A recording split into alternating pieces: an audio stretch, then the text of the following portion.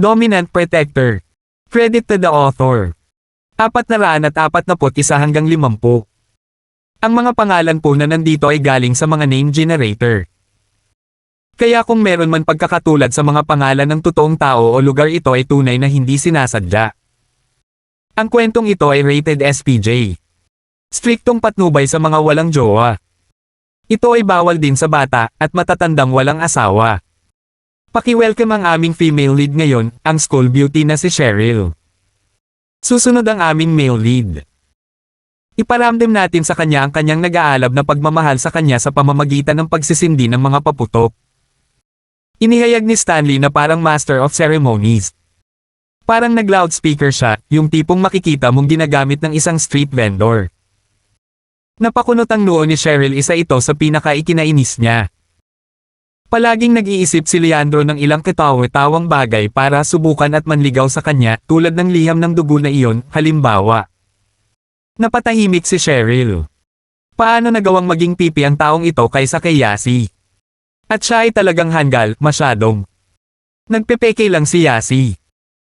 Si Trixie ay nagkunwaring nagsipilyo kay Terence nang hindi sinasadya, at habang ginagawa niya iyon, kinuha niya ang isang linya ng mga paputok sa luha para isabit sa pantalon ni Terence. Nang walang kahit isang maikling paghinto, umalis siya at umalis. Ha! Bahagyang ngumiti si Terence. Kaya ito ang binabalak ng babaeng iyon, gusto niya itong pasabugan ng paputok. Sigurado siyang optimistic. Ngunit hindi agad siya inilantad ni Terence, kumilos siya na parang walang nangyari, pinananatili ang kanyang mga mata kay Cheryl at Yasi. Naramdaman naman ni Trixie ang tindi ng kanyang puso habang lumalayo siya. Pagkatapos ng lahat, si Terence ay hindi normal, kaya paano kung napansin niya? Medyo maingay sa field ngayon, ngunit hindi tulad ng mababang kamalayan ni Terence. Ngunit si Trixie ay walang nakitang espesyal na reaksyon mula kay Terence matapos niyang isabit ang paputok sa kanyang puwitan. Nakahinga siya ng maluwag, iniisip na malamang na hindi binibigyang pansin ni Terence ang ibang mga bagay dahil nakatutok siya kina Cheryl at Yasi.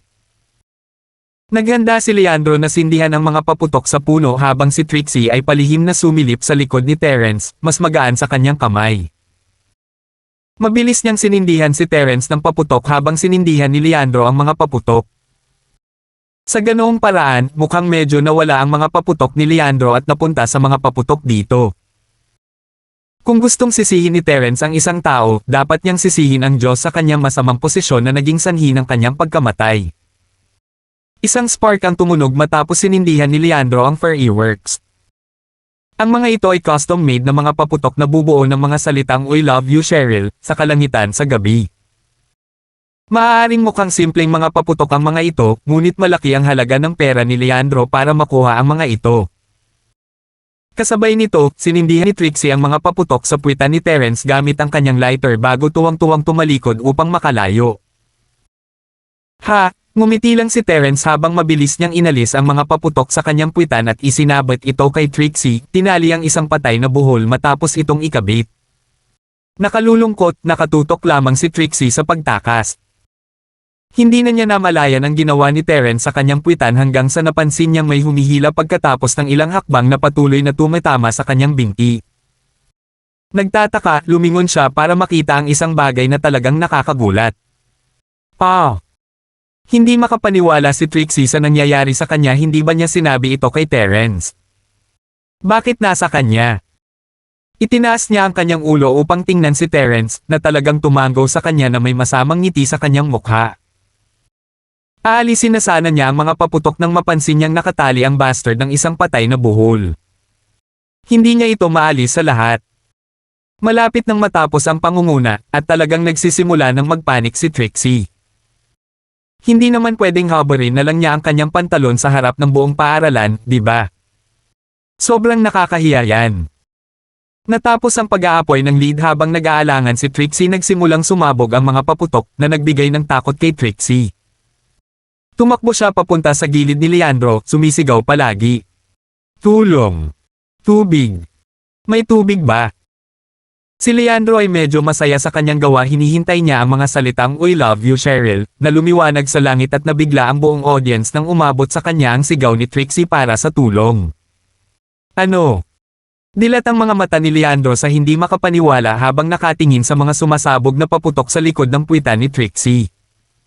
Hindi ba niya kinabit ang mga iyon kay Terence? Bakit nasa kanya sila? Si Trixie ay sinenyasan pa siya pagkatapos niyang isabit ang mga paputok na sinasabi sa kanya na ang plano ay maaaring magpatuloy ayon sa plano. Sinindihan niya ang mga paputok dahil sa signal na iyon, kaya bakit biglang nasa ibang lugar ang mga paputok? Little, sis Trixie. Ano? Tumingin si Leandro kay Trixie, nalilito. Mamaya na natin pag-usapan yan. Kunin mo ako ng tubig, bilasan mo at itigil mo na ang paputok. Takot na takot si Trixie, wala na siyang oras para magpaliwanag ng anuman kay Leandro, malapit na sa kanyang pantalon ang mga paputok. Aabot na sana ito sa puwete niya. Tubig, laming-galinga si Leandro, ngunit walang tubig sa paligid. Nakakuha nga siya ng ilang balde ng tubig para sa pagtatanim ng puno kanina, ngunit ibinuhos na niya ito sa lupa. Nag-aalangan si Leandro nang umabot sa kanyang puwitan ang mga paputok na nagsunog ng ilang butas sa kanya. Nagpipigil sa pag-iyak si Trixie habang itinatapon ang kanyang imahe at nagpagulong-gulong sa lupa, nagpagulong-gulong ng ilang round bago tuluyang napatay ang mga paputok. Ang tela sa kanyang puwitan, gayunpaman, ay nawasak na ngayon at tumambad sa buong view ng kanyang puwet. Naniniwala si Trixie na kahit na ang kanyang damit na panloob ay lumalabas, hindi man lang siya ng ahas na tumayo, nakahiga na lumuluha ang mga mata, sobrang sama ng loob. Kinagat niya ang kanyang mga ngipin, at nagawa niyang pigilan ang sarili sa pag-iyak. Siya si Trixie, hindi siya makaiyak. Hindi niya kailangan ng habag, o awa iyong mga ekspresyon para sa mahihina. Huminga ng malalim si Trixie bago umupo, nakatingin kay Leandro. Tanggalin mo ang sando mo at ibigay mo sa akin. Ano? Yung shirt ko. Napakurap si Leandro. Bilasan mo. Itigil ang pag-aaksaya ng oras. Kumunat ang noo ni Trixie. Sige. Hindi maaaring ipagsapalaran ni Leandro na may na si Trixie, maging ang kanyang background o si Trixie mismo. Pareho silang wala sa kanyang liga, at dahil hiningi ito ni Trixie, walang ibang pagpipilian si Leandro kundi habarin ang kanyang kamiseta para kay Trixie. Kinuha ni Trixie ang t-shirt at ibinalot ito sa kanyang baywang bago naglakad palayo sa karamihan. Papunta siya sa direksyon ng school gate. Nagalit si Trixie gaya ng naramdaman ng isa, dapat ay si Terence ang nakakaranas ng kahihiyang ito, kaya bakit siya? Hindi niya napansin kung pinagtatawanan siya ng mga estudyanteng nanonood, pero talagang nagbibiro siya ngayon. Pagbubukas ng kanyang puwet ng ganoon siya ay isang babae. Ito ay ganap na nakakahiya, kasing nakakahiya. Terence, kakainin na kita. Si Trixie ay nababaliw. Sumakay siya sa kanyang sasakyan at nagngangalit ang kanyang mga ngipin, hinampas ang manibela ng napakalakas, tinatrato ito na parang si Terence. Ilang sandali pa bago nito naibsan ang galit niya. Ngunit pagkatapos may bulalas ang galit na iyon ay nagsimulang sumakit at sumakit ang kanyang puwet. Hindi niya iyon naramdaman kanina, ngunit ngayong kumalma na siya ay hindi man lang siya makaupo ng maayos sa sakit. Half lifting her butt up, pinaandar niya ang kanyang sasakyan at mabilis na nagmaneho pauwi para makapagpahinga. 442. Tag-araw noon, kaya hindi gaanong nagsusuot si Leandro, naka-casual shirt lang siya bago niya ito hinubad para kay Trixie. Kasalukuyan siyang kalahating hubad at hindi ito angkop para sa romantikong setting na itinakda niya para sa kanyang pagtatapat ngayon. Napukaw nito ang pagtawa at paghajijek ng mga estudyante, na labis na ikinairita at galit ni Leandro. Anong tinatawa-tawa mo? Never seen someone with muscles. Ang mga salita ni Leandro ay lalo lamang nagpatawa sa mga tao, lalo na nang ang kapangyarihan ni Leandro ay walang kapangyarihan sa mga taong ito ngayon. Kung tutusin, hindi niya masasabi kung sino at hindi tumatawa sa ilalim ng langit ng gabi. Wala talagang magawa si Leandro sa kanila, at walang takot dahil doon. Cheryl, hayaan mo akong gumamit ng paputok para ipahayag ang pagmamahal ko sa iyo. Ha! Itinaas ni Leandro ang kanyang ulo upang ituro ang mga paputok sa langit para sa kanyang pagtatapat ng mapagtantong natapos na ito. Lumipas na ang sandali, at habang nangyayari ito ay nakatingin ang lahat kay Trixie habang hinihingi nito ang kanyang t-shirt na miss ng lahat ang mga salitang "We love you Cheryl" sa langit, kasama na si Leandro. Ang kanyang mga pagsisikap ay nasayang. Wala na ang fireworks, tapos na. Hindi na alam ni Leandro ang isasagot ano ang dapat niyang sabihin ngayong natapos na ang paputok. Tingnan mo ang mga paputok, tingnan kung mayroon pa. Itinuro ni Leandro kay Stanley, ang kanyang mukha ay seryoso. Mabilis na tumakbo si Stanley para tingnan ang mga firework canister sa puno ng Eskimo ngunit tila naubos na ito. Wala na silang fireworks. Dahil ayaw sumuko, inilabas ni Stanley ang kanyang lighter upang sindihan ang ginamit ng mga paputok, ngunit talagang madilim at mahirap makita talagang sinindihan niya ang isang sanga sa pag-aakalang ito ay fuse at sinunog ang buong puno. Hindi nakahuli si Leandro noong una akala niya ay nagsisimula na ang paputok ni Stanley, ngunit parang wala sa lugar. Bakit sinusunog ng mga paputok ang puno sa halip na lumipad sa langit? Nagkamali ako, sinunog ko ang puno. Nagsimulang magpanik si Stanley matapos mabigang matigil ang apoy. Nagsimula siyang umiyak ng malakas kay Leandro. Brother Leandro. Halika tulong. Hahaha, nagsimula ang mga kilos ni Stanley ng tawanan ng gabi ng pagtatapat ni Leandro ay naging komedya. Itigil ang apoy. May kumuha ng tubig. Tumakbo si Leandro, madilim ang kanyang mukha habang nakatingin sa kanyang mahal na Eskimo na nasusunog masakit sa kanya. Oh! Cheryl, nakikita ko ang fir tree, ngunit walang silver flower. Gulat na tawag ni Yasi. Yasi, dapat tayong lumayo sa mga taong gumagawa ng mga walang ingat na bagay tulad nito, baka magsimula ang apoy. Medyo hindi nakaimik si Cheryl sa sunod-sunod na pagkilos ni Leandro, at lalo siyang nalilito sa ginagawa ni Trixie. Ano ang nangyari sa kanya, eksakto? Teka, Cheryl, kailangan ko silang bigyan ng paalala. Lumingon si Yasi upang sumigaw kay Leandro upang bigyan siya ng magiliw na paalala. Baliin ang bote ng life support, gamitin ang tubig para matigil ang apoy. Oh, tama ka. Mabilis na tumango si Leandro at inutusan si Stanley na isagawa ang gawain.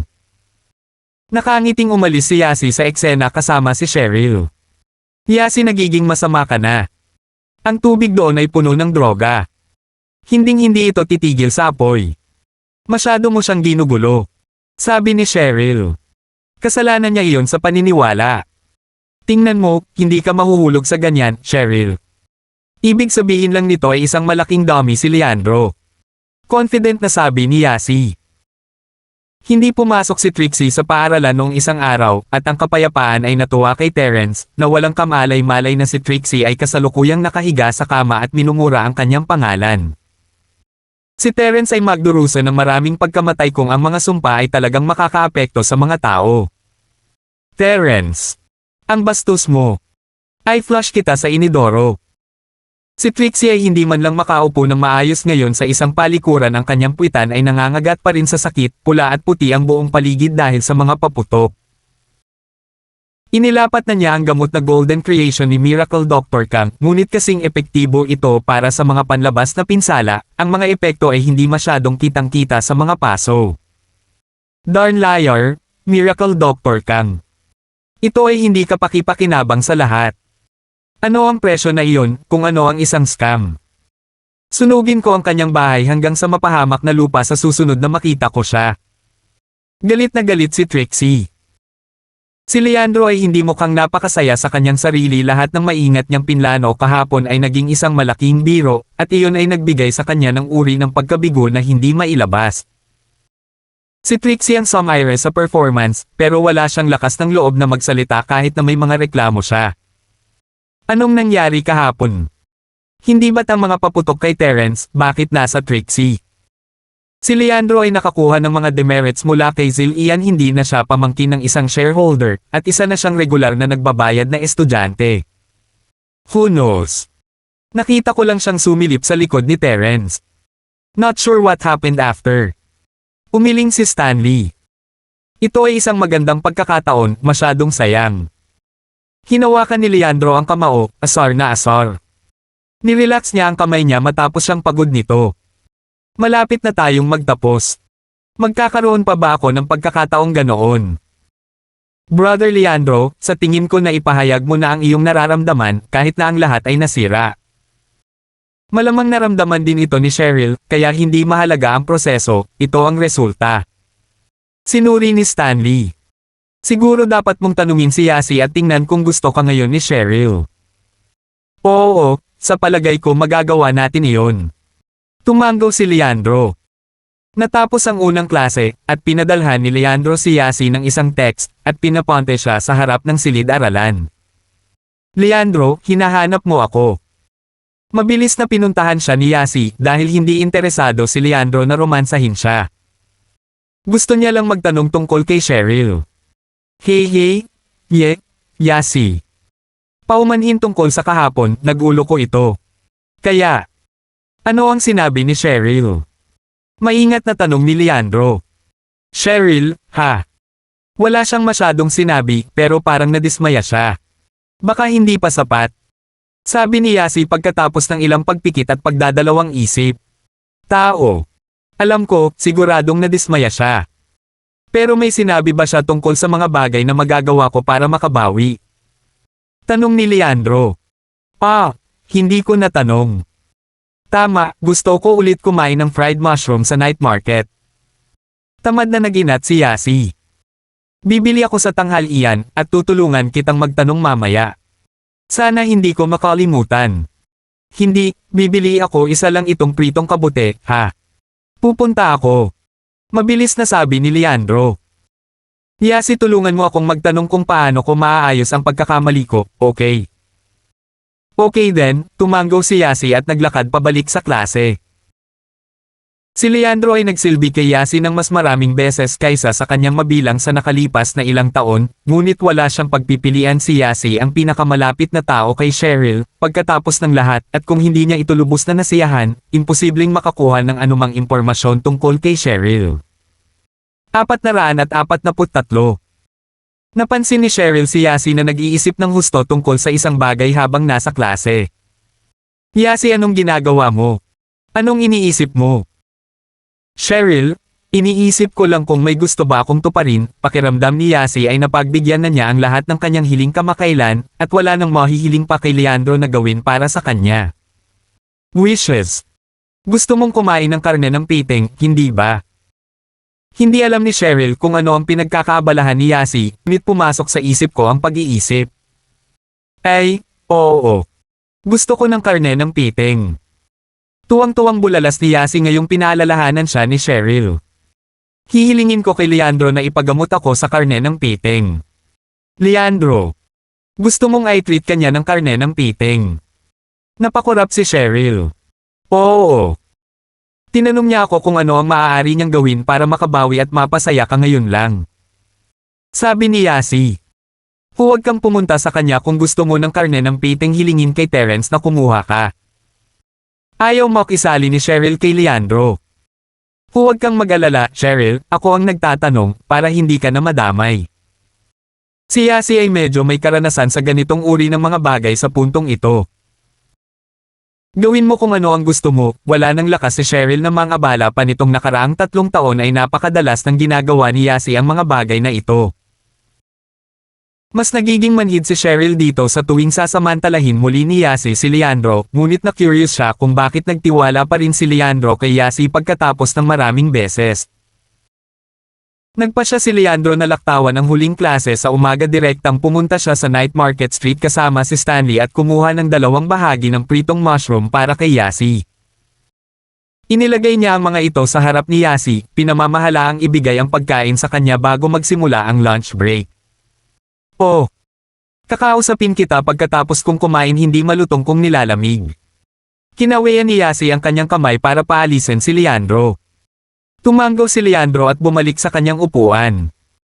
Bumili siya ng 2 dumplings kasama si Stanley, iniisip na kainin na lang iyon para sa kanyang tanghalian. Wala siyang ganang kumain sa dami ng iniisip. Naabutan niya si Yasi na tinatapos ang kanyang piniritong mushroom at mabilis na sumulpot upang habulin si Yasi na ngayon ay naglalakad patungo sa basurahan. Napangisi siya sa loob nang makita ang nag-aalalang mukha ni Leandro. Tiyak na pipi ang lalaking iyon, hindi ba siya nagsasawa na maskam palagi? Heto siya, humihiling na maskam ulit. Sabi ko, Leandro, hindi mo ba ako mabibigyan ng espasyo dito? Sinusundan mo pa nga ako hanggang sa basurahan, ngayon. Naglagay si Yasi ng malungkot na mukha para makita ni Leandro. Hey hey. Yasi, medyo nagmamadali lang ako, yun lang. Eto, itatapon ko yan para sayo. Dahil doon, kinuha ni Leandro ang basura sa mga kamay ni Yasi. Ano ang sinabi ni Cheryl? Sinabi niya na ang kahapon ay isang pass, ngunit siya ay nasa ilalim ng labis na pressure mula sa mga bagay sa paaralan. Gusto niyang pumunta sa isang lugar na masaya, at ang mga summer camp sa Mayo, masyadong mahaba para sa kanya upang maghintay. Nakaisip na ng dahilan si Yasi. Oh, lalabas. Tamang-tama. Natuwa si Leandro, ito ang kanyang pangarap. Noon pa man ay gusto niyang lumabas kasama si Cheryl upang makipag-date sa kanya. Anong iniisip mo?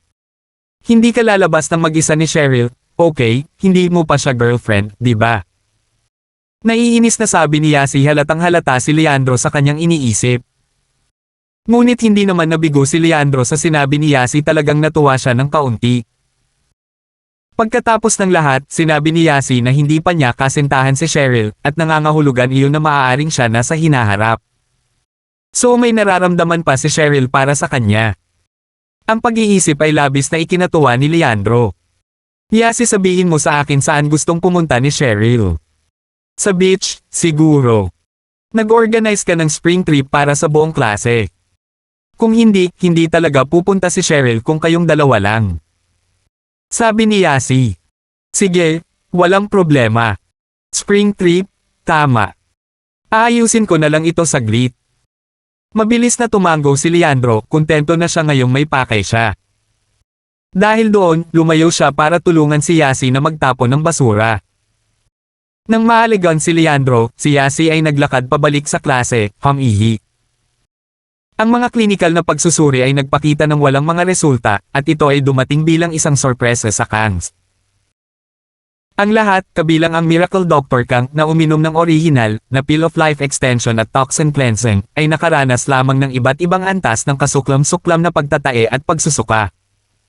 Walang anumang paglilinis ng lason na nagaganap. Maliban sa mga likido at solidong itinatapon mula sa katawan, walang kakaibang nangyari. Kahit mahina ang pakiramdam niya, si Miracle Dr. Kang ay nakaupo sa kanyang pag-aaral at humingi ng emergency family meeting para tugunan ang problema. Polong, ano ang problema? Bakit wala ni isa sa atin ang naalis ang ating mga lason? Naguguluhan si Miracle Dr. Kang kahit na hindi tamang sangkap ang tae ng aso, ang nainom niya ay ang orihinal na tableta. Ang mga resulta ay kitang-kita para kay Harry matapos niyang kainin ang kalahati nito, kaya paanong ang kanyang kalagayan ay eksaktong pareho sa lahat ng kumain ng regular na tae ng aso. Hindi ko alam, Lolo, alam namin na ang sangkap ay tae ng aso, kaya hindi ito makatuwiran. Ang kinuha mo ay ang orihinal na pill ng life extension at toxin cleansing, kaya bakit walang nangyari? Umiikot din ang ulo ni Polong, nakaramdam siya ng pagod. Epektibo lang ba ito sa ilang tao? Nagtaka si Miracle Dr. Kang, nalilito. Palagay ko, Lolo. Walang nangyari sa akin sa pagkakataong ito. Tumigil si Harry doon at tumayo habang hawak ang tiyan. Hindi pwede, kailangan kong pumunta sa washroom, malapit na akong magsuot ng pantalon. Dahil doon, naubos ni Harry ang pag-aaral, umutot habang tumatakbo siya. Ngunit walang nakaisip sa baho ng kanyang mga umutot, lahat ng naruroon ay umutot sa buong araw. Tama ni Harry, wala ring nangyari sa kanya. May nangyari bang mali sa eksperimento natin? Tumango si Miracle Dr. Kang bilang pagsang-ayon. Well, Lolo, naisip ko na ang lahat ng posibleng sitwasyon, ngunit hindi ako makapagbigay ng paliwanag. Umiling si Polong. Maliban na lang kung iba ang kinain ni Harry sa kinain mo. Magkaiba. Hindi ba ito ang parehong kalahati sa isa pang kalahati ng orihinal na tableta? Kumunat ang noo ni Miracle Dr. Kang. Ito ay hula lamang, ngunit walang katibayan upang patunayan ito ngayon. Ngunit, kung iisipin natin ito, ang diskarte na ginawa natin ay maaaring mali. Sabi ni Polong. Lahat tayo ay nabitin sa init ng sandali, iniisip kung ano ang pinaka-imposible ay ang pinaka-posible, na ang tayo ng aso ay dapat na ang Pill of Life Extension at Toxin Cleansing. Ngunit talagang pag-isipan ito, ganoon ba talaga ka-simple? Sinasabi mo na ang Pill of Life Extension at Toxin Cleansing ay hindi talaga dumi ng aso. Nakakita ng kahulugan si Miracle Dr. Kang sa mga salita ni Polong ngayong tumahimik na siya para isipin iyon. Ang isang mahimalang tableta na tulad niyan ay hindi talaga maaaring gawa sa tae ng aso, hindi ba? Hindi ba't napakasimple? Iyan ay isang hula, ngunit oo. Sa ngayon, mayroon akong dalawang matapang na teorya tungkol sa buong bagay. Si Polong ay nag-aaral para sa isang FOD, pagkatapos ng lahat siya ang pinakaedukado sa pamilyang Kang, at ang kanyang mga pagsusuri ay may katuturan. Sabihin mo sa amin. Tumango si Miracle Dr. Kang, sinenyasan siyang magpatuloy. 444. Ang una, binigyan kami ni Jacob ng tunay na Peel of Life extension ng toxin cleansing, ngunit hindi kami naging maayos ng kanyang linya ng Kangs. Kaya kahit bigyan kami ng genuine na tableta, hindi niya gugustuhin na magkaroon kami nito ng napakasarap, ibig sabihin ay naghalo siya ng dumi ng aso sa tableta. Sabi ni Polong. Kung isasalang-alang natin ang edad ni Jacob, posibleng magkaroon siya ng kalokohan na ganyan. Kaya kung iisipin natin iyon, sinadyang hinaluan ni Jacob ng dumi ng aso ang tableta bago ito iregalo. Naisip ito ni Miracle Dr. Kang ito ay kapanipaniwala na ginawa ito ni Jacob upang painumin sila ng tae ng aso kasama ang tableta. Posible. Tumango si Polong. Kaya, ang kinain ni Harry ay maaaring ang kalahati ay may tableta, at ang kalahati na kinain mo, ang isa na may tae ng aso. Medyo nanghihinayang si Miracle Dr. Kang habang nakikinig sa pagsusuri. Dapat ay siya mismo ang kumain nito kung alam niya, sa halip na subukan ito ni Harry. Ang pangalawang posibilidad, habang ang tableta ay itinapon sa basurahan, isang bagay na hindi namin alam ang nangyari. Maaaring hinaluan ito ng dumi ng aso ng isang tao, o maaaring may nakadikit na dumi dito nang walang sino mang gumagawa ng kahit ano. Posible rin itong senaryo. Patuloy ni Polong. Kaya sa huli, ang tae ng aso ay hindi dapat maging bahagi ng Peel of Life extension at toxin cleansing, sa lahat mali ang aming sinaliksik. Nanatiling tahimik si Miracle Dr. Kang, solemna ang kanyang ekspresyon. Sa totoo lang, hindi niya alam kung ano ang sasabihin. Sa kabutihang palad para sa kanila, ang nangyari ay nangyari sa loob ng Inner Kang Circle, hindi alam ng mga tagalabas. Sila ang magiging ganap na katatawanan ng lahat kung hindi man. Si Miracle Dr. Kang at ang kanyang pamilya, matanda at bata, ay nagtitipon sa hapag-kainan para sa tae ng aso. Anong biro? Nang matapos tumae, bumalik si Harry sa silid. Well, any conclusions? Ang kalahating kinain mo noon ay maaaring hindi lahat ng tae ng aso, ngunit hindi na namin mapapatunayan iyon. Maikling sabi ni Miracle Dr. Kang. Sa anumang kaso, ang Peel of Life extension at toxin cleansing ay hindi dumi ng aso. Tatapusin natin ito dito. Walang nagsasalita tungkol dito. Tumango lang sina Guillermo, Polong, at lahat ng iba pa. Of course they wouldn't, who the hell gagawa ng isang bagay na nakakahiya. Polong, kailangan mong makasabay sa plano ng kasal sa bahay ni Xiao.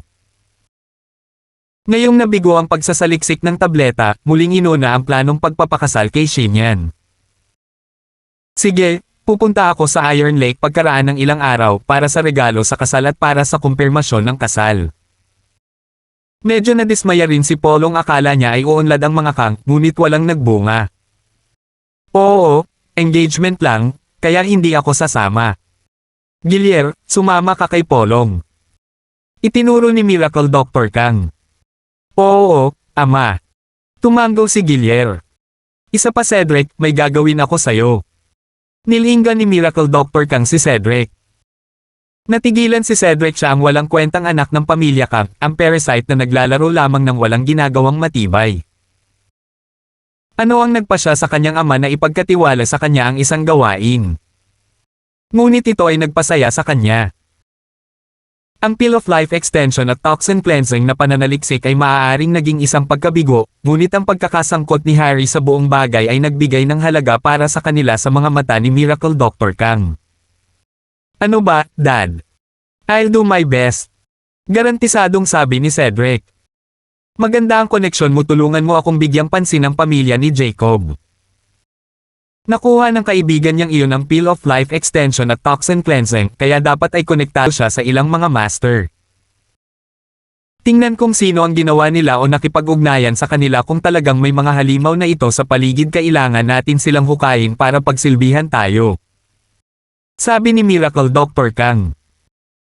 Iyan ang aking larangan, babantayan ko, ipaubaya mo sa akin. Kumpiyansa na tinapik ni Cedric ang kanyang dibdib. At kasabay nito, nagkaroon ng conclusion ang mga bagay-bagay, kasama ang pagtatapos ng kanilang mga talakayan tungkol sa peel ng life extension at toxin cleansing. Ngunit hindi pa rin sumusuko si Miracle Dr. Kang ang Pildores na iyon ay sumisimbolo sa kapangyarihan at kayamanan, at kung talagang makokontrol iyon ni House Kang, lalagaw sila sa isang bahay na mas malaking sukat. Bumalik si Trixie sa paaralan sa hapon, napakakalma, na ikinagulat ni Terence. Kahit papaano ay walang anumang galit na makikita sa kanyang mukha, katulad ng kung paanong hindi niya ibinunyag ang alinman sa kanyang mga emosyon pagkatapos na umihi sa huling pagkakataon. Hulaan ni Terence na sa ilalim ng kalmadong harapan na iyon ay kumukulo si Trixie habang nag-iisip ng planong paghihiganti. Pakiramdam ni Terence, ito ay talagang hindi nararapat, bakit lagi siyang ginugulo ng babaeng ito ng ganito. Hindi ba niya kayang iwan siya kung hindi niya ito kakayanin? Sige, aalis na ako. Nagpa siya si Terence na laktawan na lang ang klase sa hapon. Natanggap niya ang tawag sa telepono ni Martin kanina, sinabi sa kanya na natapos na ni Fatty Boy ang mga papeles para sa office space. Sa isang tango mula kay Terence, ito ay nasa pangalan ni Francine. Sinuri at naaprubahan na ni Martin ang mga gamit sa gamot. Hindi mahirap sa mga koneksyon ni Martin sa mundo ng medikal, isa lang talaga itong procedure na kailangan nilang dumaan. Ngayong nakaset up na ang kumpanya ng gamot, ang natitira na lang ay isang manager. Gusto ni Terence na gamitin ang pagkakataong ito para talakayin ang kumpanya ng gamot kay Martin. Si Trixie, sa kabilang banda, ay maaaring magsaya sa kanyang sarili sa paaralan. Isang napakapinong ngiti ang nabuo sa mga labi ni Trixie habang pinagmamasdan si Terence na papalayo ito ay perpekto, kailangan niyang makipag-usap ng maayos kay Leandro at maunawaan kung ano ang mga kahinaan ni Terence.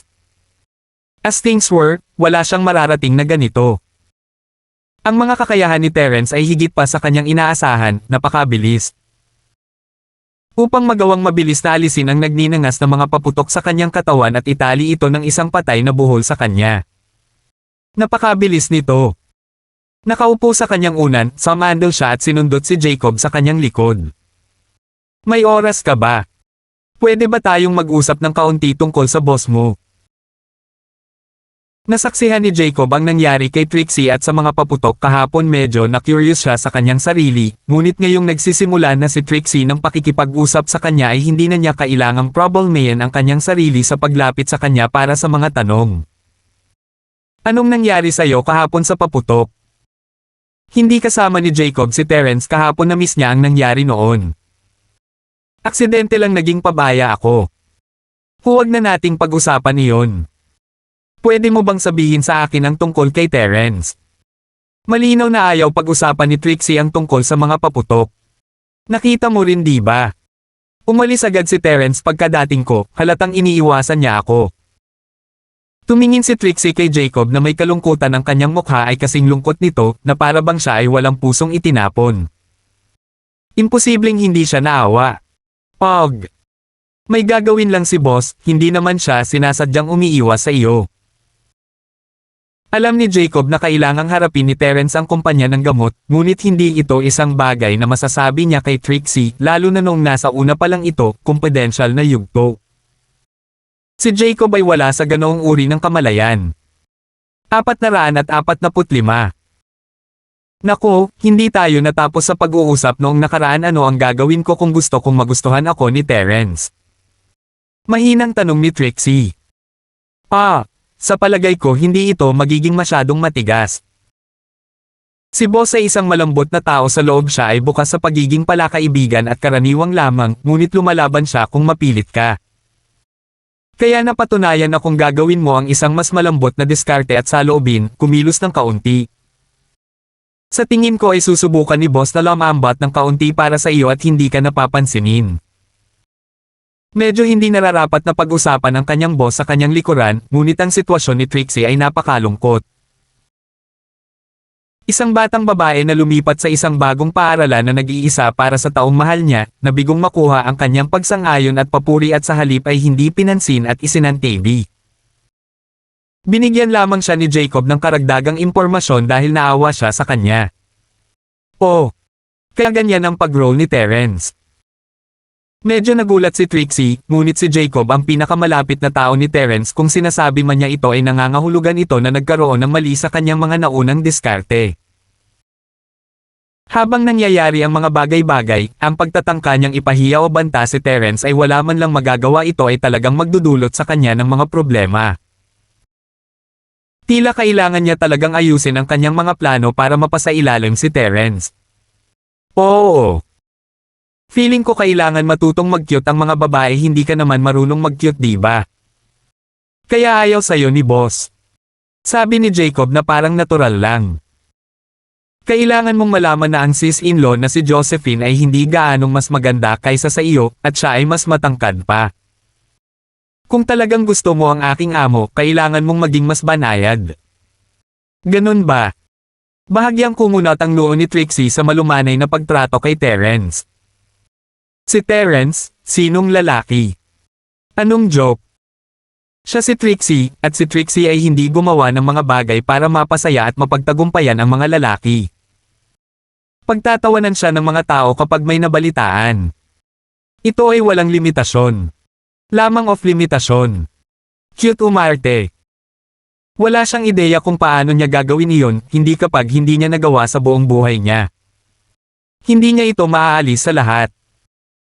Ang orihinal na salita ay hindi mahigpit na isinasalin sa act cute, ngunit ito ay isang bagay sa mga linyang iyon. Ang salita ay ginagamit kapag ang isang bata ay nagsabing, "Please, Daddy." Isa pang kwento. O kapag ang isang kasintahan ay humiling sa kanyang kasintahan na bilhan siya ng pitaka at gumamit ng parehong act cute na taktika. Ngunit kung hindi niya gagawin iyon, hindi siya tuturuan ni Terence sa pag-anod. Ngunit ang pag-anod ba ay talagang mahalaga sa unang lugar?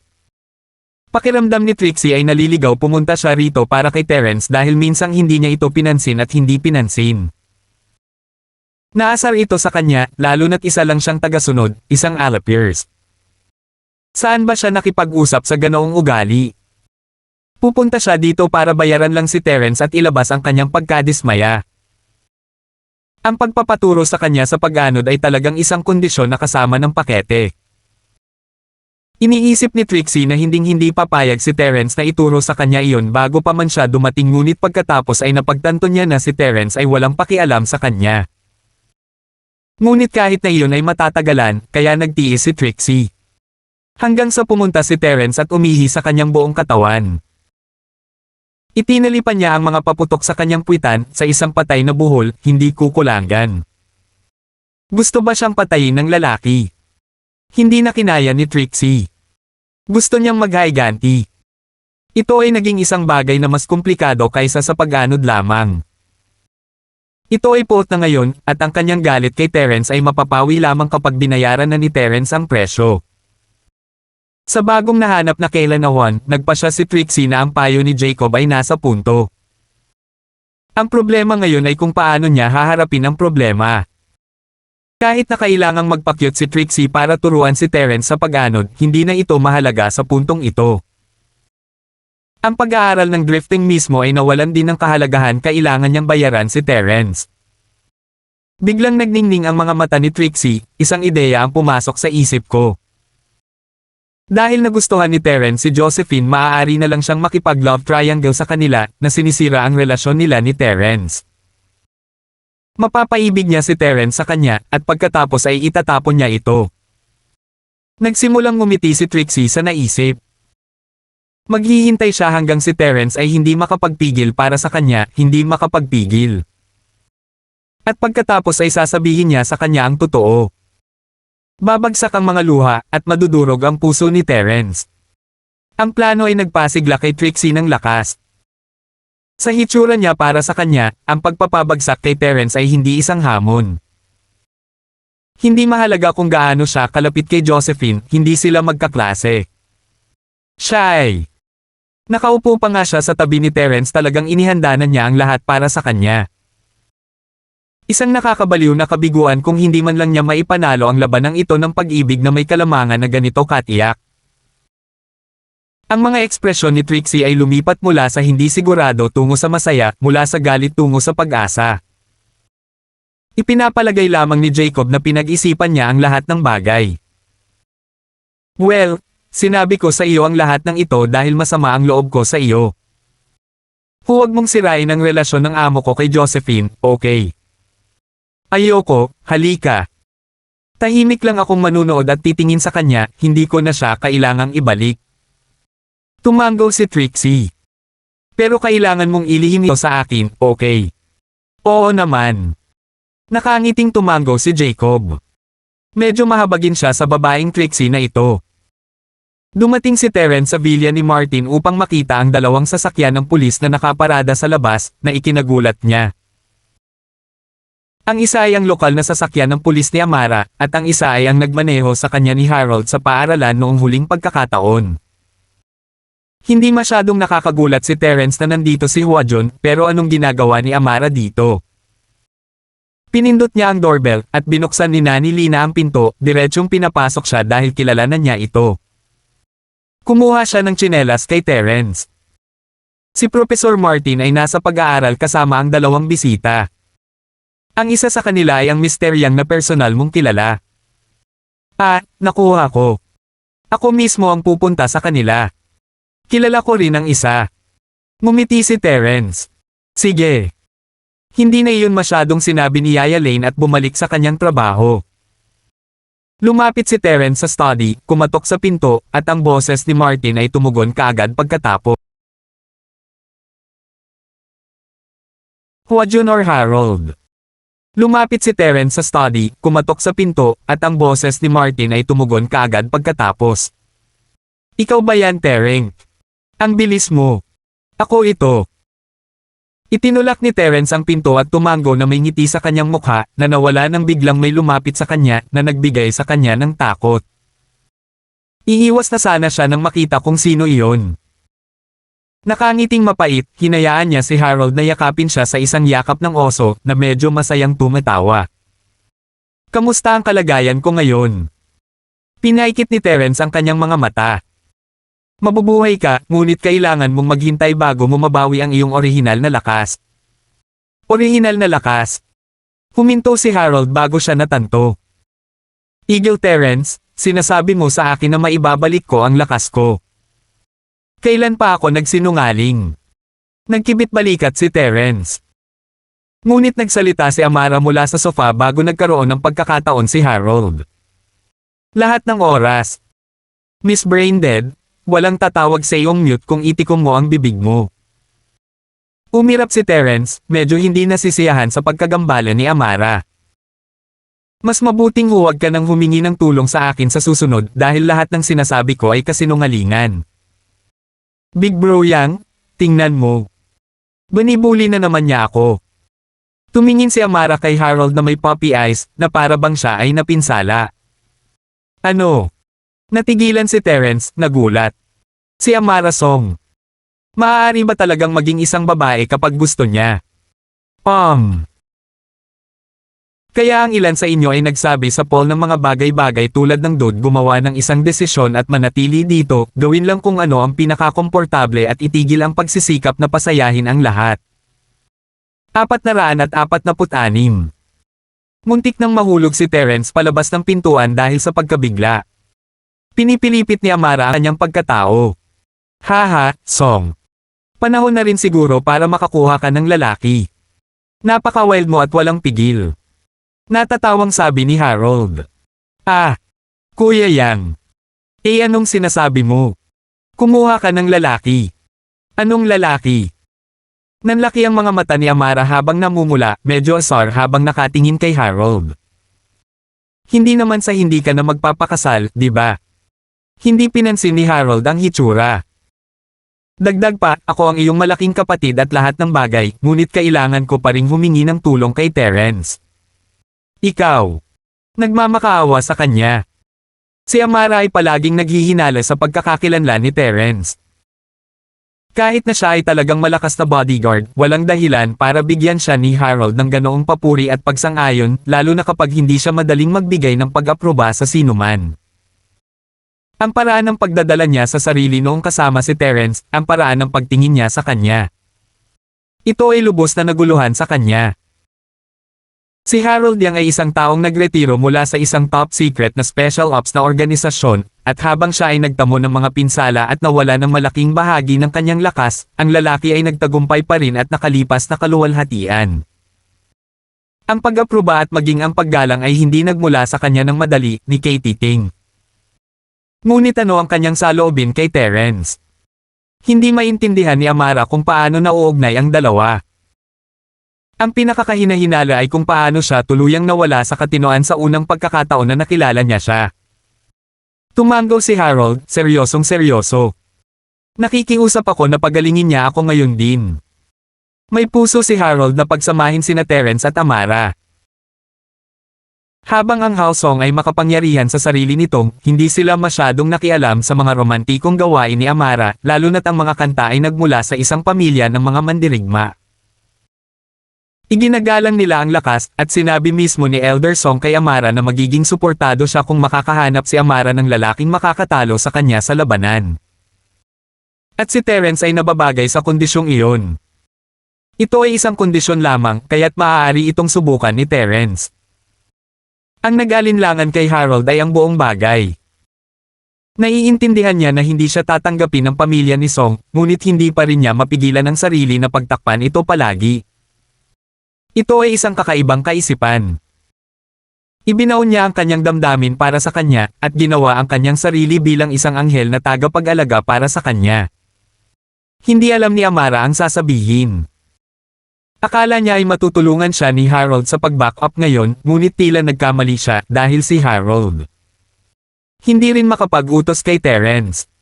Ha! Pinagdudahan mo ako. Wala na ang lahat ng deal natin, sabi ni Terence habang nakaupo siya sa sofa sa tabi ni Amara. Halos lumuwa si Amara ng dugo sa panghihinayang doon. Pipigilan sana niya ang kanyang dila kung alam niya ang mangyayari. Akala niya kaya siya ni Harold, siya talaga. Ang hitsura sa mukha ni Terence ay nagsabi na hindi niya kailangan ng tulong ng sinuman, at ayaw din niyang abalahin siya nito. Bagamat bigo si Amara, wala siyang magagawa kundi subukang bumawi ng kaunti kay Terence. Sinipa niya ito ng mahina. Uy, Terena, huwag kang ang mademoha. It's not about being kuripot, it's about principles. Sabi ko hindi ako tutulong, and that's that. It's all off. Si Terence ay lubos na natuwa. Ayaw niya munang alagaan si Amara, at hindi niya ito papansinin kung hindi dahil kay Harold. Ngayong nagkaroon siya ng pagkakataong ito ay natural lang na gagamitin niya iyon para burahin ang pagkakasangkot niya sa magulong babaeng iyon. Umirap si Amara sa pagkadismaya. Pagkatapos ng ilang pag-aalinlangan, napagpasyahan niya na wala ng ibang opsyon na natitira. Sinimulan niyang hilahin ang sulok ng shirt nito at mahinang nagsalita sa tenga nito, nagkamali si Miss Braindead, okay. Patawarin mo na lang siya minsan. Medyo nanginginig si Amara sa pagbigkas lang ng mga salitang iyon. Kailan ba siya nagpakababa ng ganito para humingi ng tulong sa isang tao? Ngunit ito lang ang tanging paraan pagdating kay Terence, kailangan niyang bumagsak. Ano ang ginawa niya para maging karapat-dapat sa bulok na swerteng ito? Ngayon siya ay lubos na walang magawa laban sa kanya. Hindi na siya makakabalik kahit kailan. Sige, patatawarin na kita sa pagkakataong ito. Ang pag-atake ni Amara ay talagang medyo epektibo na ikinagulat ni Terence. Kaya kahit na si Amara ay maaaring gumawa ng isang bagay tulad nito at ipat siya. Kung tutusin, wala namang mga magagandang babae na hindi cute, mga magagandang babae lang na hindi marunong mag-express ng cute na side. Ito ang naging conclusion ni Terence.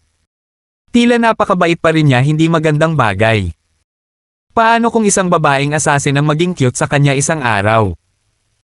Hahayaan niya ba siya kung nangyari iyon? Mahina ang boses ni Amara, at hindi narinig ni Martin ang ibinulong niya, ngunit hindi si Harold. Narinig niya lahat. Malakas siya. Medyo nagde-level siya dahil sa kanyang mga pinsala, ngunit siya ay isang maagang yugto ng gininto ang klase sa kanyang peak. Nangangahulugan iyon na mas maganda ang tenga niya kaysa karaniwan. Talagang nabigla siya sa sinabi ni Amara kay Terence. Halos himatayan siya sa gulat. Ito ba ay ang Amara na kilala niya? Paminsan-minsan, ipinakita sa kanya ni Amara ang girly side, ngunit ito ang uri ng girly side na gagamitin ng isang nakababatang kapatid na babae sa kanyang kapatid. Matanda pa rin ang tingin niya sa kanya, wala ni Katie ting na romantikong damdamin. Ngunit si Terence, hindi man lang siya mas matanda sa kanya, di ba? Nahulog na ba si Amara sa isang tao? Itinago ni Harold ang kanyang mga hinala sa kanyang sarili, kumikilos na parang wala siyang narinig. Ito ay may kinalaman sa karangalan at reputasyon ng isang babae, at habang ito ay isang bagay na masasabi niya kay Terence, maaari niyang patayin ang kanyang sarili kung may sino mang hindi sinasadyang mga tagapakinig na mahuli siyang ginagawa ito. Sinaksak ni Amara ng matinding tingin si Terence bago tumalikod, naasar at tumanggi na bigyan pa siya ng atensyon. Nakuha niya ang kasiya siyang sagot na hinahanap niya, gayon pa man. Hindi alam ni Martin kung ano ang nangyari, ngunit sinabi sa kanya ng kanyang loob na ang relasyon ni Terence kay Amara ay hindi pangkaraniwan. Napabuntong hininga siya sa sarili. Alam niya ang damdamin ng kanyang apo para kay Terence, at si Martin ay magiging kumpiyansa sa pag-secure ng kasal kung ito ay kahit sinong lalaki, ngunit ito ay si Terence. Wala siyang kontrol sa lahat ng sitwasyon. Sa panimula, si Terence ay mas mahusay kaysa sa kanya, at malamang na mahusay sa mga lugar maliban sa medisina at higit pa dyan. Sapat na ang kanilang pag-uusap para makagawa siya ng konklusyong iyon. Terence, sandali. May itatanong sa akin si Nayang at Song, at kada dating lang nila, kaya mag-usap tayo pagkatapos nilang makuha ang kanilang mga sagot, sabi ni Martin kay Terence. Habang papalapit siya sa kanya, sinimulan siyang tretuhin ni Martin na parang pamilya. Tumigil na siya sa paggamit ng courtesy sa kanya. Oo, walang problema. Uupo lang ako saglit. Ngunit lumingon si Terence kay Harold. O pwede ko kayong bigyan ng space. Dahil doon, nagsimulang tumayo si Terence. Kinailangan ni Amara na pigilan ang kanyang sarili na yakapin siya pabalik. Ito ay isang bagay na gusto niya ng tulong ni Terence, nagbibigay sa kanila ng espasyo. Hindi, maaari ka ring makinig. Maaari naming gamitin ang iyong tulong kung may lumabas na bakas o kung ano, sabi ni Harold sabay wave ng kanyang kamay bago nagsalita si Amara. Nakahinga ng maluwag si Amara. Tila medyo malakas ang relasyon ni Kapitan yang kay Terence. Maaaring sabihin niyang nagmamakaawa siya para sa tulong ni Terence, ngunit masasabi niya na hinding-hindi tatanggihan ni Terence ang isang kahilingan mula sa kanya. 447. Gaya ng inaasahan, tumango si Terence at umupo ulit sa sofa. Nakikinig ako. Hindi nag-aksaya ng oras si Harold at nakarating kaagad sa punto. Lolo Martin, isinama ko si Song ngayon para humingi ng impormasyon sa iyong mga koneksyon. No need for the courtesies, Yang, just tell me what you need. Kinaway-kaway ni Martin ang kanyang kamay na iintindihan niya na kailangang may importanteng bagay si Harold kung ganoon ang pagpunta niya sa kanya. Salamat, Professor. Mabilis na sabi ni Amara. Kaya, Lolo Martin, mayroong isang organisasyong kriminal na nagtra-traffic ng mga organo na direktang kumukuha ng mga pulubi, walang tirahan, at mga may kapansanan para sa kanilang mga bato at kornea. Ang katapangan kung saan sila nagpapatakbo ay nawala sa kamay ito ay walang katotohanan. Sabi ni Harold.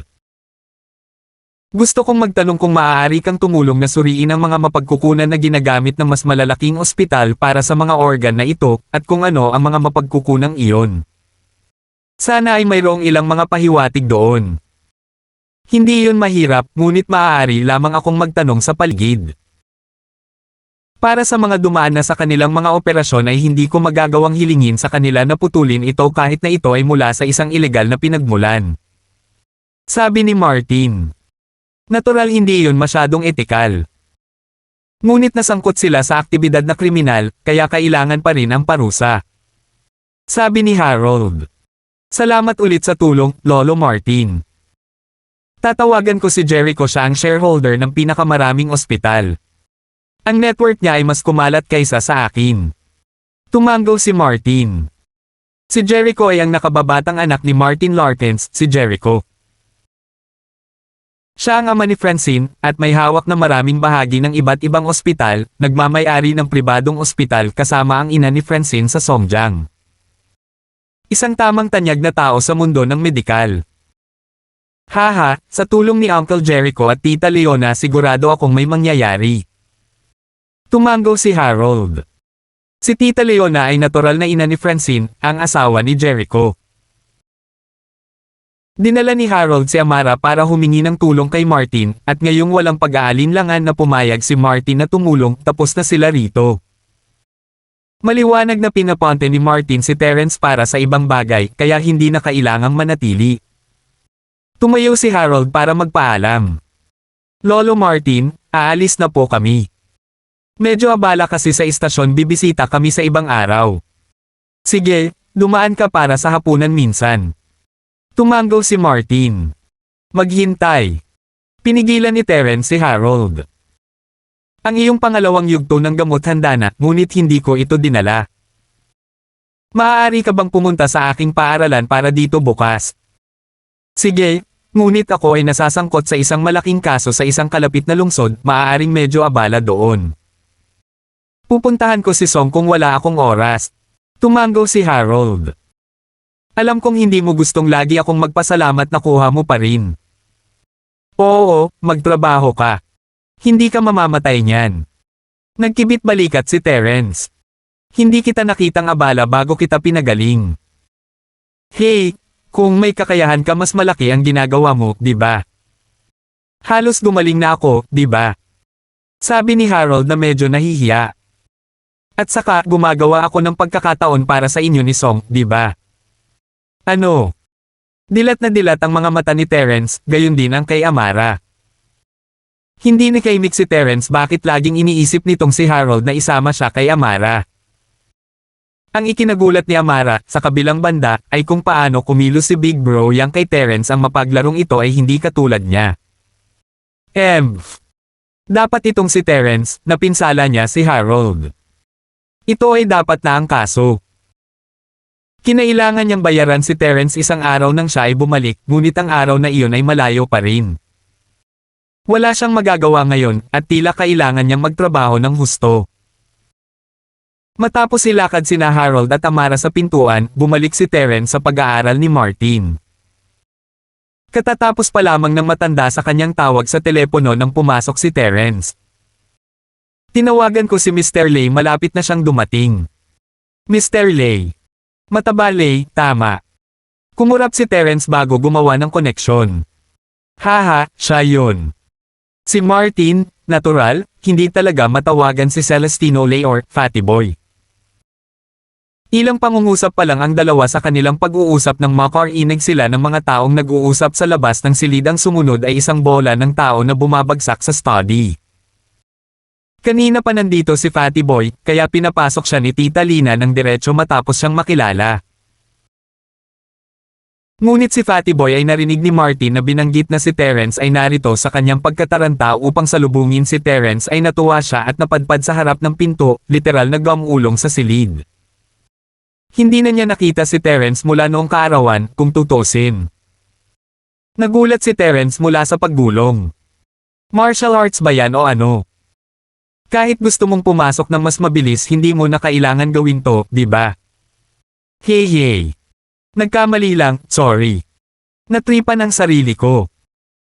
Medyo nahihiyang sabi ni Fatty Boy, Miracle Dr. Linford, sa wakas ay makikilala na rin kita.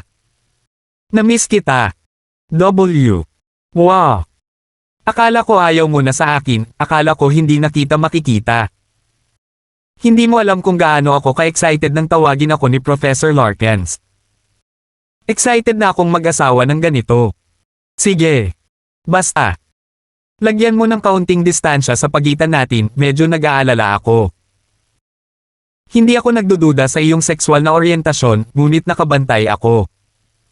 Sabi ni Terence pagkatapos lumayo kay Fatty Boy. Ayos lang, basta makita-kita, Miracle Dr. Linford. Hindi pinansin ni Fatty Boy ang pag-iwas ni Terence sa kanya habang naglalabas siya ng dokumento mula sa kanyang bag. Miracle Dr. Linford, mangyaring tingnan ito. Ang mga karapatan sa gusali ay inilagay lahat sa ilalim ng pangalan ni Miss Francine, kaya ang kontrata ay magiging epektibo sa sandaling siya ay pumirma. Oh! Nasa building din ang bago mong kumpanya, di ba? Ano ang gagawin mo kapag nalampasan mo ang lahat? Sabi ni Terence, nalilito. Magiging renter ako. Ngunit huwag mag-alala, babayaran ko ang upa sa tamang oras bawat buwan. Sabi ni Fatty Boy. Hindi mo ako papaalisin, di ba, Miracle Dr. Linford? Naramdaman ni Terence na ang Fatty Boy na ito ay medyo maingay, ngunit wala siyang dahilan para sipin siya palabas. Ibinigay sa kanya ng lalaki ang kanyang buong skyscraper, isa siyang tunay na asshole kung pinalayas niya siya. Hindi, manatili ka lang. Kalimutan ang tungkol sa mga bagay tulad ng upa. Ikinaway ni Terence ang kanyang kamay. Hey, mananatili ako, kung gayon. Nagdesisyon si Fatty Boy, gusto niyang kumapit kay Terence. Pagkatapos ng lahat, ito ay malinaw na hanggat siya ay malapit kay Terence, ang magagandang bagay ay patuloy na lilito sa kanyang pabor. Hindi pa masyadong malapit sa kanya si Terence, at parang ayaw niya, pero ayos lang habang tumatagal ay magsisimula na silang magkaayos. Kung tutusin, ang kanilang relasyon ay naging maayos na si Terence ngayon ay handang makipagkita sa kanya, kahit papaano. Kamusta ang tatay mo? Kinuha ni Terence ang skyscraper ng isang tao ng libre, at hindi ito tama sa pakiramdam. Hindi niya gustong kumuha ng mga bagay ng libre, at habang ang mga pagbabayad para sa kanyang mga serbisyo ay mahal, ang mga iyon ay nararapat dahil nagsikap siya para sa mga ito. 448. Ang skyscraper na ito, sa kabilang banda, ay isang bagay na ibinigay ni Fatty Boy kay Terence nang walang bayad. Pakiramdam niya ay may kailangan siyang ibalik kay Fatty Boy at maaaring humantong sa isang bagay ang pagtatanong tungkol sa kanyang ama. Natigilan si Fatty Boy sa tanong. Hindi siya makapaniwala sa narinig. Sinigurado niyang narinig niya si Terence bago niya hayaan ang kanyang kagalakan na pumalit, at pagkatapos noon, ang kanyang mga luha at uhog. Pakiramdam niya ay nagbunga na sa wakas ang kanyang pagsusumikap at determinasyon. Noon pa man ay ayaw ni Terence na makilala siya, nagmamalasakit sa kanya. Ngunit ngayon ay nagtatanong siya sa kanya tungkol sa kanyang ama sa kanyang sarili. Napakalaking pagpapala. Anong laking karangalan iyon? Wow! Miracle Dr. Linford, alam kong mabuting tao ka. Alam kong may malasakit ka sa tatay ko. Umiiyak si Fatty Boy habang naghahanda para umuhod. Hayaan mo akong magpasalamat sa iyo bilang kapalit ng aking ama. Ano ba, tumigil ka? Tumigil ka na. Nagulat si Terence. Medyo takot na siya sa bastard na ito sa puntong ito. Huwag kang ang ganyan. Kung magpapatuloy ka, titigil na ako sa pagtatanong simula ngayon. Jeez, dapat tumahimik na lang ako. Hindi. I'll stop crying. Ay iiyak lang ako sa tuwa. Mabilis na bumangon si Fatty Boy at pinunasan ang kanyang mga luha. Siya ay isang lalaking karapat-dapat sa crybaby moniker. Ang kanyang mga luha ay nawala ng kasing bilis ng mga ito, at muli siyang nakasuot ng napakalaking ngiti. Hanggat hindi ka umiiyak, maaari mong tawagan ang aking telepono tulad ng normal sa susunod. Hindi nakaimik si Terence. Siguradong napahanga siya ng lalaking ito. Nagpasya siyang bigyan siya ng karapatang tumawag sa telepono para lang mabawasan ang pag-iyak niya. Talaga. Iyan ay Miracle Dr. Linford. Halos mapaiyak na naman si Fatty Boy nang maalala ang sinabi ni Terence. Mabilis niyang pinigilan ang kanyang mga luha para mapanatiling tama ang kanyang tawag sa telepono. Sabihin mo sa akin ang tungkol sa kalagayan ng iyong ama kung gayon. Ito ay Eurimia, tama. Sabi ni Terence sabay wave ng kamay. Ang lalaking ito ay siguradong magiging isang kalagkarin kahit na hindi siya umiiyak. Tama, Eurimia. Pagkatapos gamitin ang kalahating iyon ng Peel of Life Extension at Toxic Cleansing, nakikita na niya ang mga prominenteng epekto, at gising siya na may malinaw na pag-iisip ngayon. Nagiging maayos na ang lahat para sa kanya, ngunit ang sabi ng doktor ay hindi pa siya ganap na gumaling. Sinabi niya na ang paggamot ay maaaring magpatuloy, ngunit hindi namin alam kung ang mga bagay ay lalala, sabi ni Fatty Boy. May kidney transplant ba siya? Tumango si Terence. Hindi. Masyado na siyang matanda, at hindi inirerekomenda ng doktor na ilagay siya sa operating table. Nag-aalala kami na hindi siya makakabalik ng buhay, matapat na sabi ni Fatty Boy. Sige, walang problema kung ganoon, sabi ni Terence. Narito, magsusulat ako ng ilang gamot sa silangan para sa iyo. Bumili ka para sa akin, at magtitimpla ako ng maiinom ng matanda mo sa loob ng 1 linggo. Bumalik ka pagkalipas ng 1 linggo para punan muli ang gamot. Okay. Salamat, Miracle Dr. Linford.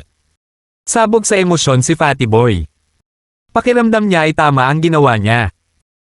Si Miracle Dr. Linford ay may mabait na puso, pagkatapos ng lahat, at pagkatapos ng kanyang palagiang Pudgeling ay handa na siyang tumulong. Wala pang ganap na tiwala si Terence kay Fatty Boy, kaya hindi niya hiniling na bilhin niya ang lahat ng mahahalagang bagay, ang mga kailangan lang niya para sa unang yugto ng paggamot.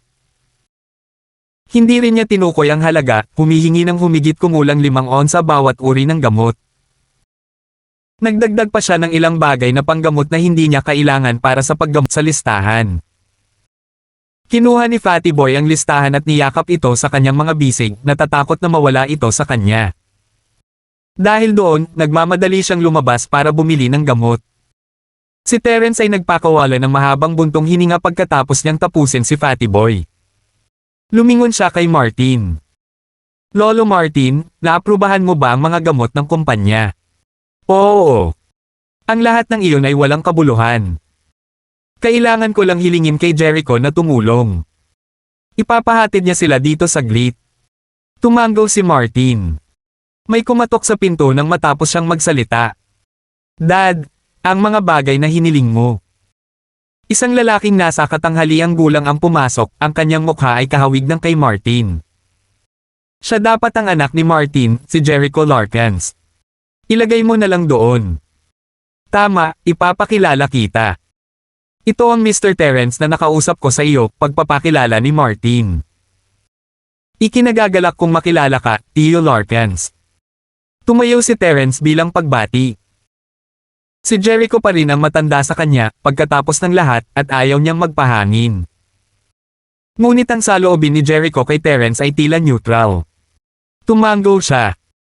Ikinagagalak kong makilala ka, Mr. Linford. Hindi dapat tinukoy ni Jericho si Terence bilang Mr. Linford pagkatapos niya itong tawaging tiyuhin. Ito ay magalang, ngunit tiyak na malamig. Ngumiti ng pilit si Terence bilang tugon, nagtataka kung paano niya inis ang lalaki.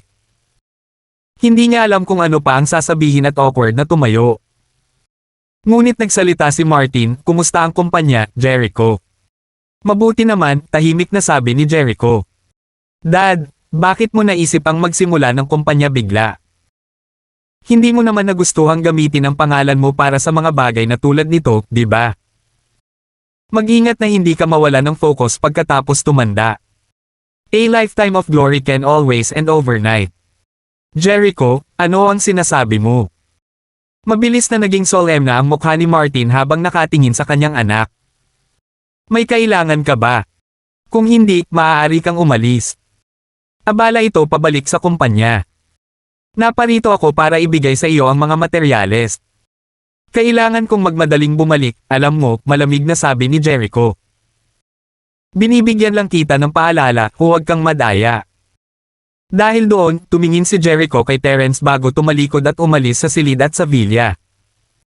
Pagkatapos ay ang kalabog ng pintuan ng villa na nagsara. Yung batang yon. Medyo naasar si Martin. Umiling siya, may mapait na ngiti sa labi. Sana huwag kang magalit, Terence. Ha, sinasabi lang yan ni Uncle Larkins para sa ikabubuti mo. Nag-aalala siya na baka scammer ako. Bahagyang ngumiti si Terence bilang pag-unawa. Ang mga salita ni Jericho ay lohikal din. Hindi niya ito binigyan ng paggalang, ngunit ginagawa niya ang tama mula sa pananaw ng pamilya, binabalaan si Martin na huwag mahulog sa anumang mga scam. Masyado lang siyang prangka tungkol dito, iyon lang.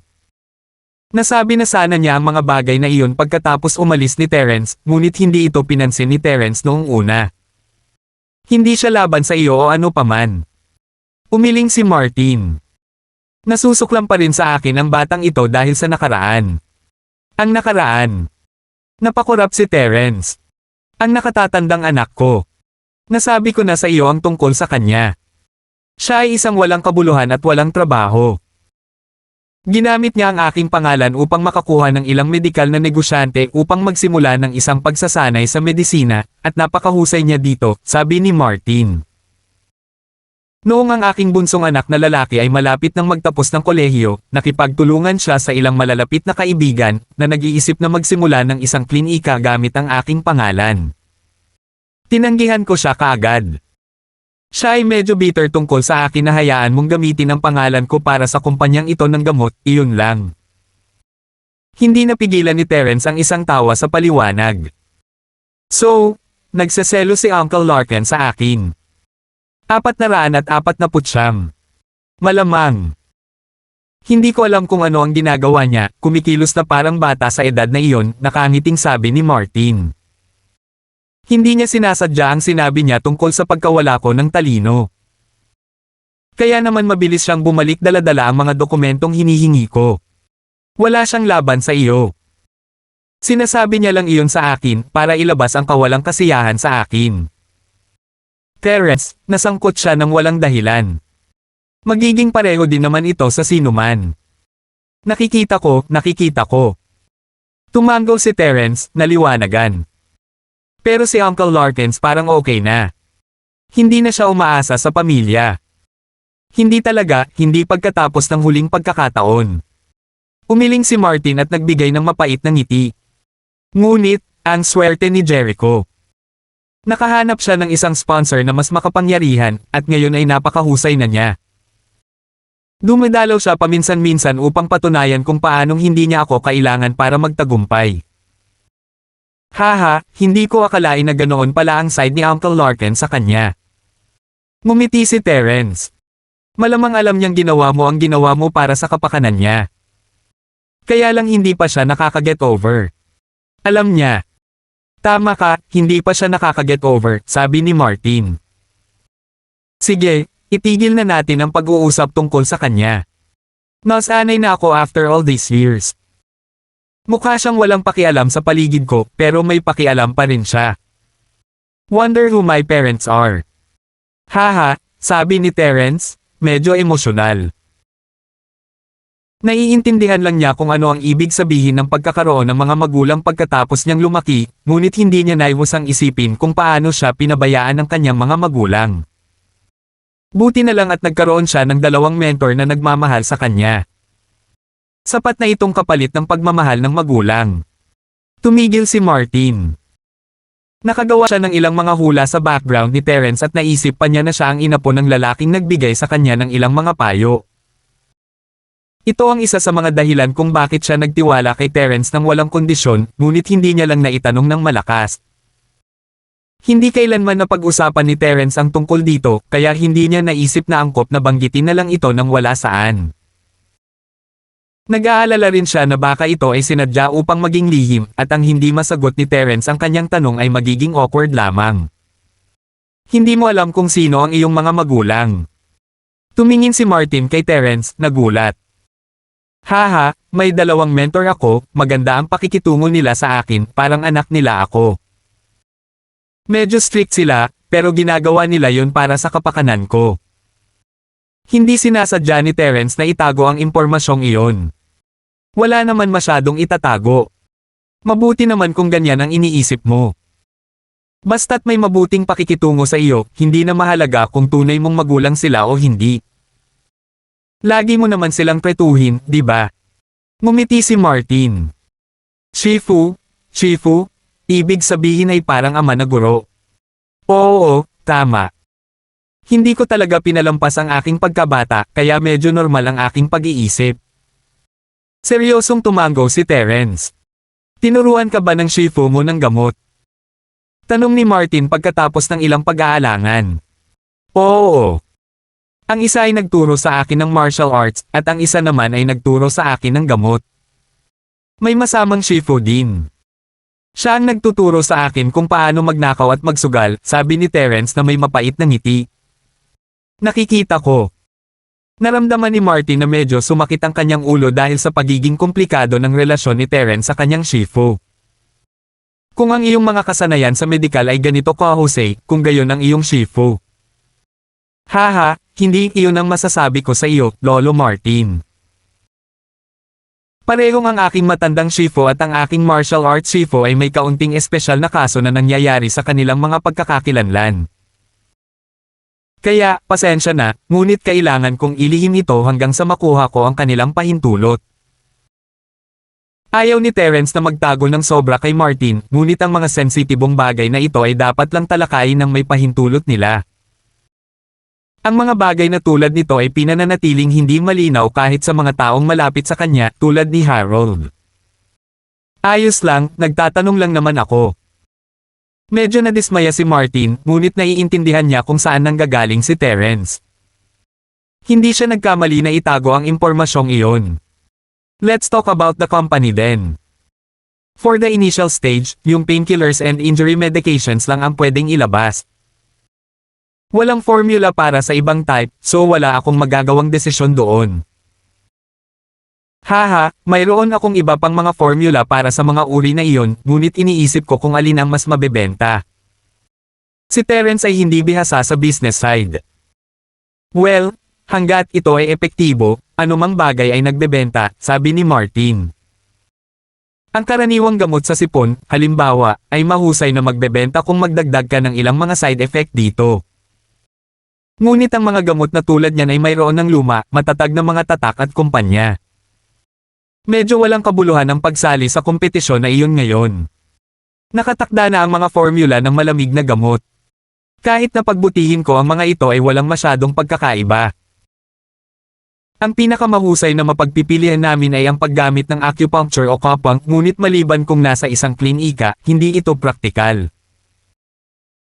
Hindi natin maaaring markahan ang mga karayom at tasa ng acupuncture bilang mga karaniwang gamot na binibili ng mga tao, tama ba?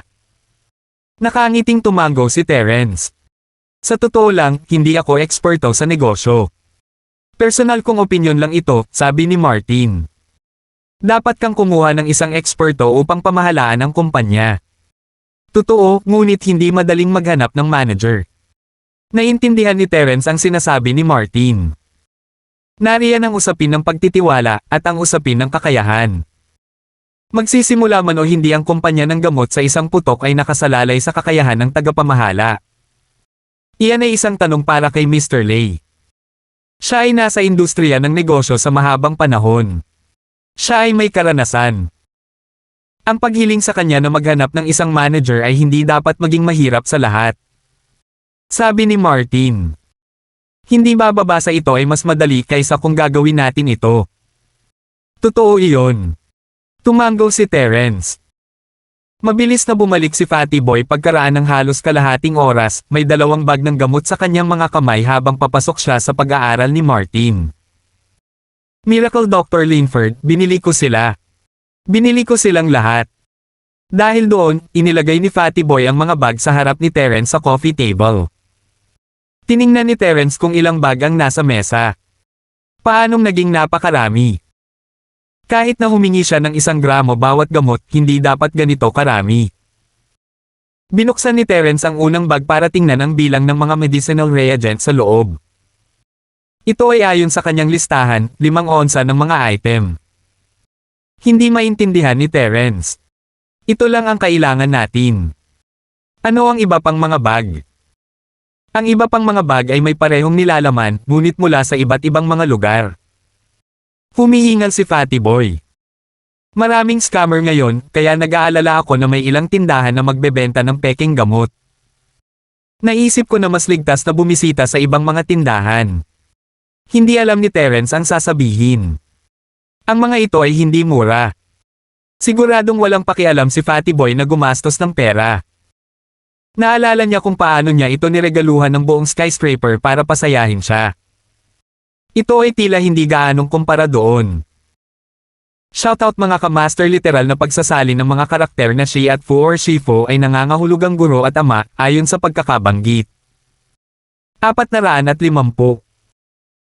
Kinapa ni Terence ang iba pang mga bagbago, sinabing, medyo matagal nang nasa stand ang ilan sa mga ito, ngunit totoo ang lahat. Mabuti iyon. Natakot si Fatty Boy na baka lahat ng dinala niya kay Terence ay peke. Lahat ay mabuti hanggat sila ay tunay. Kung gayon, mangyaring piliin ang mabubuti, Miracle Dr. Linford. Okay. Lolo Martin, mayroon ka bang initimpla ng gamot dito? Tanong ni Terence. I do. Ipapahatid ko kay Tita Lina. Si Martin ay isang sikat na doktor sa larangan ng medikal. Hindi siya magkukulang ng isang pangunahing kagamitang panggamot sa silangan tulad ng isang kettle sa paggawa ng serbesa. Kung ganoon, kailangan ko na bang umalis? Si Fatty Boy ay isang matapat na tao. Naunawaan niya na maaaring bawal na panoorin si Terence na nagtitimpla ng gamot, kaya mas mabuting umatras na lang siya sa halip na guluhin siya. Okay lang, umupo ka. May ilang bagay tungkol sa pagsisimula ng kumpanya na gusto kong matutunan mula sa iyo. Iminuwestre ni Terence si Fatty Boy na umupo. Matuto sa akin. Nakaramdam si Fatty Boy ng labis na pagkagulat sa pahayag. Mabilis niyang iwinagayway ang matabang kamay sa harapan niya. Hindi. Mga ganyang salita. Ito ay ilan lamang sa aking mga opinyon, ngunit huwag mag-alala, sasabihin ko sa iyo ang lahat ng nalalaman ko. Wala akong itatago. Karangalan ko na hayaan mo akong magsalita, Miracle Dr. Linford. Inihanda ni Tita Lina ang mga gamit para kay Terence ng napakabilis. Mabilis niyang kinuha ang isang pass ng mga fresher reagents at inilagay ito sa brewing kettle. Tila gumawa siya ng ilang mga random na pagpipilian, ngunit ang halaga na kinuha niya ay mabilis at masusing nakalkula. Nagtataka si Fatty Boy, ngunit naramdaman na hindi ito gaanong. Alam niya na ang husay ni Terence sa medisina ay higit pa kaysa sa maliliit na pag-unlad. Wala ito kumpara sa iba pang mga bagay na kaya niya. Maging si Martin ay medyo nagulat sa bilis ni Terence. Tila hindi man lang siya tumitingin sa mga reagents, at ang paunang proseso ay natapos sa isang sandali lamang. Fatty Boy, nagpaplano akong magkaroon ng 2 uri ng gamot na nakalista para sa unang yugto ng kumpanya. Ang isa ay pampawala ng sakit na walang anumang side effect, at ang isa ay gamot para sa mga pinsala. Sa palagay mo, paano ko ito dapat ay advertise pagkatapos may lista ang mga ito? Tanong ni Terence. Miracle Dr. Linford, ang gamot sa pinsala, mayroon ba itong mga epekto na katulad ng Golden Creation Medicine Miracle Dr. Kang?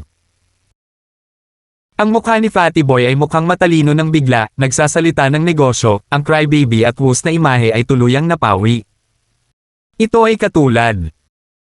Hindi ko pa nakita ang Golden Creation Medicine bago, ngunit ang aking gamot sa pinsala ay mabilis ding gumagaling ng mga sugat, nang hindi nag-iiwan ng mga peklat. Tumango si Terence. Kung gayon, malamang na magkatulad ito. Sabi ni Fatty Boy pagkatapos ng isang buntong hininga. Ang mungkahi ko ay ilisto muna ang gamot para sa pinsalang ito para maging popular ito. Oh, pwede mo bang i-elaborate? Sina Terence at Martin ay nagplano na isulong ang 2 gamot ng magkasama, ngunit si Fatty Boy ay nagmumungkahi ng ibang ruta. Hey, kung maglalabas lang tayo ng isang gamot na may katulad na epekto sa pinakasikat na Golden Creation Medicine sa merkado, lahat ay maghahambing sa 2 produkto, sabi ni Fatty Boy. Sa una ay may pagdududa, ngunit kung napagtanto nila na ang gamot ay may parehong epekto tulad ng Miracle Dr. Kang's, magsisimula silang sumandal sa amin. Natural, may 2 prerequisite.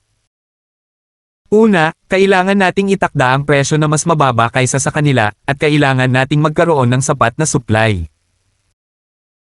Ayon sa alam ko, ang Miracle Dr. Kang's Golden Creation Medicine ay may mababang supply, at dahil binibigyan nila ng prioridad ang ilang espesyal na organisasyon at militar, ang mga normal na tao ay hindi makakabili ng marami. Kung talagang pipiliin nila ang Golden Creation, wala silang access. Gayon din, kung ang aming produkto ay malinaw na mas mahusay kaysa sa kanila, hindi namin kailangang ibaba ang presyo. Kung hindi namin mapatas ang rate ng produksyon ng gamot, gayunpaman, ito ay magiging pareho ang mga gamot ay mababa pa rin ang stock, at hindi mahalaga kung kami ay nakikipaglaban sa kanila para sa market share. Pinunasan ni Fatty Boy ang kanyang noo at napabuntong hininga matapos sabihin ang huling linyang iyon. Kumurap sina Terence at Martin, hindi inaasahan iyon mula kay Fatty Boy. Ang lalaki ay medyo magaling. Hindi naman siya basta crybaby kung tutuusin. Kung gayon, ang pangpawala ng sakit. Mahinhin na sabi ni Terence, walang karanasan sa larangan ng negosyo at lahat. Pagkatapos ng kaguluhan na idinulot namin sa gamot sa pinsala, hindi dapat maging problema para sa pangpawala ng sakit na gumaling ng maayos. Sabi ni Fatty Boy. Pagkatapos tanggapin ng mga consumer ang aming unang nakalistang produkto, hindi na namin kailangan pang i-promote ang pangalawa. Bagamat maaari kaming mag-host ng isang launch conference para dito. Nakikita ko. Tumango si Terence, naliwanagan. Kung gayon, gagawin pa ba natin ang naiisip kong auction? Gusto kong mag-auction ng ilang pills of life extension at toxin cleansing, ngunit nag-alinlangan si Terence. Hindi siya masyadong malapit kay Fatty Boy, kaya hindi niya lang maipapaalam sa kanya kung gaano kadaling gawin ang tabletang iyon. Kung ipinaramdam niya kay Fatty Boy na binayaran niya ang isang buong skyscraper para sa kalahating jelly bean, sigurado si Terence na hindi siya matutuwa. Kahit na inalok na niya ang gusali, ayaw pa rin ni Terence na magalit si Fatty Boy sa kanya. Kaya nagsinungaling siya, pero ang hirap talagang gawin ng pill, at marami sa mga reagent providers ang huminto sa produksyon. Limitado lang ito, kaya hindi namin ito mamas-produce. Parang hindi nauugnay ang pill sa kumpanya kung gagawin namin ang auction. Hindi naman. Ito ay isang magandang gimmick. Ikinaway ni Fatty Boy ang kanyang mga kamay, iniisip sa kanyang sarili ng kanyang desisyon na i-scoop out ang tableta mula sa poop ng aso ay isang henyo. Malamang ay wala na si Terence sa kanila. Ito ay kung ano ang isang hindi mabibaylang kayamanan. Ang pill of life extension at toxin cleansing ay dapat na isang nakakabaliw na pambihira. Akala ko gimmick din, pero parang sinasabi mo na wala naman masyadong ginagawa. Tanong ni Terence. Paano kaya? Ikinaway ni Fatty Boy ang kanyang mga kamay. Maaari nating sabihin sa publiko na ang pill of life extension at toxin cleansing ay isang limitadong edisyong gamot dahil sa mababang synthesis success rate nito kasama ang pambihira ng mga reagents nito. Oo, maaari rin nating sabihin na ito ay isang ultimate medicine mula sa master na nagbibigay sa atin ng ating mga recipe. Ang mas bihira, mas mahal, tama. Mas makinis. Tumango si Terence. Nagustuhan niya ang mga ideya ni Fatty Boy. Alam mo ba kung saan tayo kukuha ng manager para hawakan ang kumpanya? Nagliwanag ang mga mata ni Fatty Boy sa pananabik at pananabik kasabay ng pamumula ng kanyang mukha. Ano ang tingin mo sa akin? Ikaw. Kinailangan ni Terence na huminto ng kaunti bago maintindihan ang sinasabi ni Fatty Boy. Sinasabi mo bang gusto mong maging manager? Oo, ano sa tingin mo? Mahigit 10 taon na akong lumalaban sa industriya ng negosyo. May karanasan na ako. Sabi ni Fatty Boy habang hinahampas ang dibdib. Ngunit ang iyong mga kumpanya sa pangangalakal at real estate. Tumingin si Terence kay Fatty Boy nang may pagkalito. Ang kumpanya ng kalakalan ay gagamitin para sa promosyon ng gamot mula ngayon, at ang real estate ay para sa aming mga kumpanya ng chain. Sabi ni Fatty Boy sabay wave ng kamay. Ako mismo ang nagtayo at nagtatag ng 2 kumpanyang ito. Mayroon akong ganap na awtoridad. Salamat po at sinamahan ninyo ako, ingat lagi mga master.